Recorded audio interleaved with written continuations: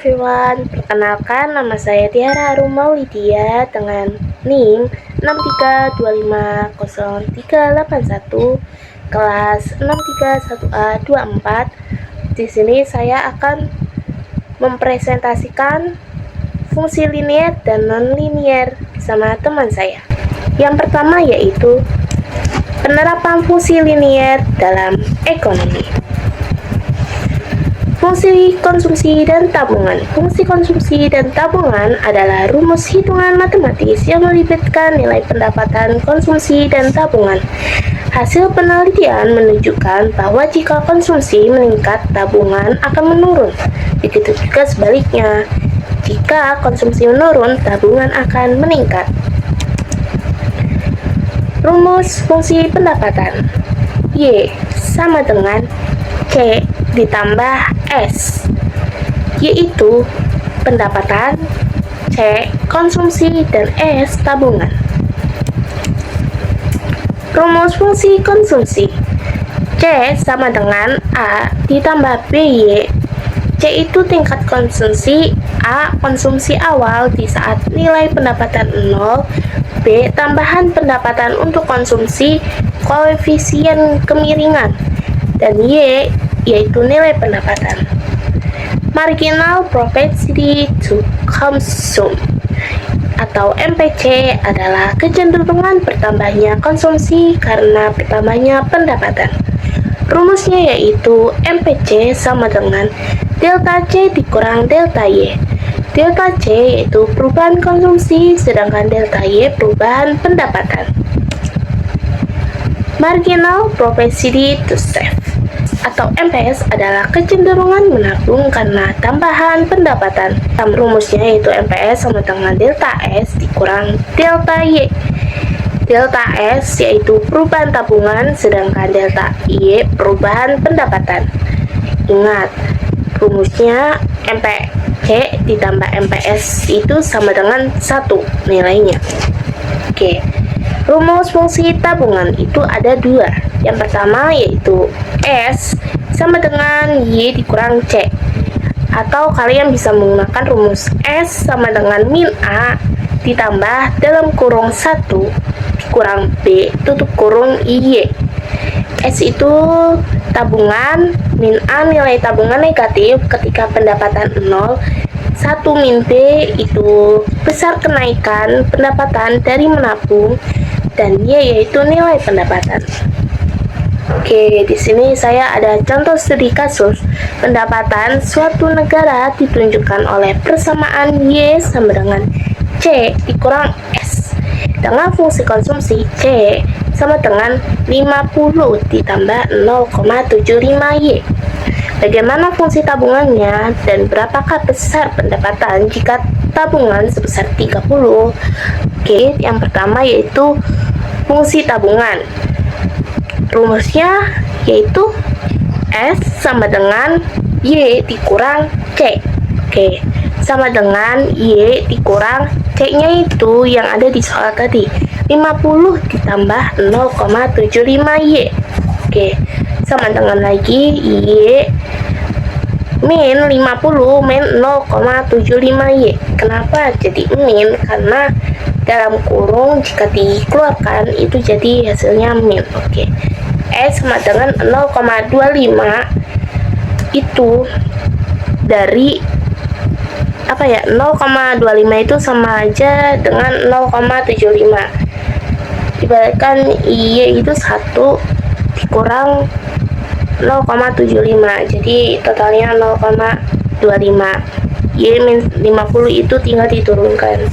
Terus yang kedua yaitu berapa pendapatan jika AS sama dengan 30. Oke, rumusnya itu masih sama, S sama dengan Y dikurang C. S nya itu 30 sama dengan Y dikurang C nya yang tadi 50 ditambah 0,75 Y. Oke, jadi turunin 30 ditambah 50. Terus ini sama dengan Y nya turunin min 0,75 Y. Oke, 30 tambah 50 hasilnya 80 sama dengan Sama kayak yang tadi, 0,75Y itu sama aja dengan 0,25Y itu. Nah, terus hasil akhirnya yaitu Y sama dengan 320. Oke, Y sama dengan 320 itu dari 0,25Y dibagi 80. Jadi 25 per 100 dibagi 80 kan gak bisa. Jadi kita jadikan perkalian. 100 per 25 dikali 80. Jadi totalnya itu 320. Jadi pendapatan Y sebesar 320 ketika tabungan adalah 30. Baik, selanjutnya akan dilanjutkan dengan teman saya, fungsi nonlinier. Tapi bohong. Assalamualaikum warahmatullahi wabarakatuh. Hai. Kenalkan, nama saya Siti Farida dengan NIM 63250337, program studi akuntansi. Di sini saya ingin menjelaskan materi tentang penerapan fungsi nonlinear dalam ekonomi. Oke, daon nih. Apa sih fungsi nonlinear?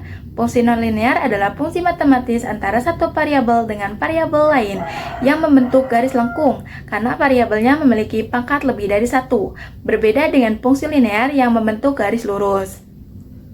Fungsi nonlinear dalam fungsi kuadrat digunakan untuk menganalisis ekonomi, khususnya dalam permintaan, penawaran, dan keseimbangan pasar karena memberikan gambaran yang lebih akurat dan mendekati kenyataan perilaku agen ekonomi dibandingkan fungsi linear yang merupakan penyederhanaan. Apa itu keseimbangan pasar? Keadaan di mana harga dan kuantitas produk stabil karena jumlah yang diminta konsumen sama dengan jumlah yang ditawarkan produsen. Titik keseimbangan pasar terjadi ketika fungsi permintaan dan fungsi penawaran bertemu di mana QD sama dengan QS atau PD sama dengan PS. Selanjutnya ada rumus fungsi keseimbangan pasar. Ada QD sama dengan QS atau PD sama dengan PS. Yang dimana QD itu jumlah permintaan, QS jumlah penawaran, E yaitu titik keseimbangan, P harga keseimbangan, terus Q jumlah keseimbangan, PD yaitu harga yang diminta, PS harga yang ditawarkan. Kita lanjutkan ke studi kasusnya ya. Diketahui fungsi permintaan barang ditunjukkan PD sama dengan 9 min Q kuadrat dan fungsi penawaran PS sama dengan Q kuadrat plus 2Q min 3. Berapakah jumlah dan harga keseimbangan pasar? Oke, kita langsung jawab ya. Syarat keseimbangan kan QD sama dengan QS atau PD sama dengan PS.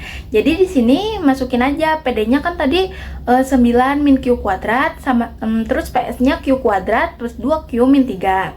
Kita susun ulang persamaannya, jadinya itu 0 sama dengan Q kuadrat plus Q kuadrat plus 2Q min 9 min 3. Jadi kita hasilkan 0 sama dengan 2Q kuadrat plus 2Q min 12.